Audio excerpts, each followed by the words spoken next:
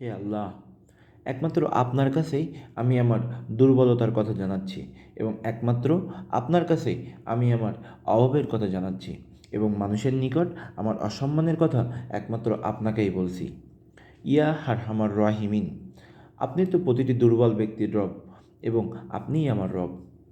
আপনি কার কাছে আমাকে ছেড়ে দিলেন? এমন অচেনা মানুষের কাছে যারা আমার ক্ষতি করতে চায়, নাকি এমন শত্রুর কাছে যাকে আপনি আমার চেয়ে অধিক শক্তি দিয়েছেন? হে আল্লাহ, আপনি আমার উপর রাগ না করে থাকলে এর কিছুতেই আমার কিছু যায় আসে না, কিন্তু আপনার আশ্রয় পেলে আমার পরিস্থিতি আরও একটু সহনীয় হবে। হে আল্লাহ, আমি আপনার চেহারার নূরের কাছে আশ্রয় চাই, যা সব অন্ধকারের উজ্জ্বল করে দিয়েছে, যা দুনিয়া ও আখিরাতে সব বিষয়ে সংশোধিত।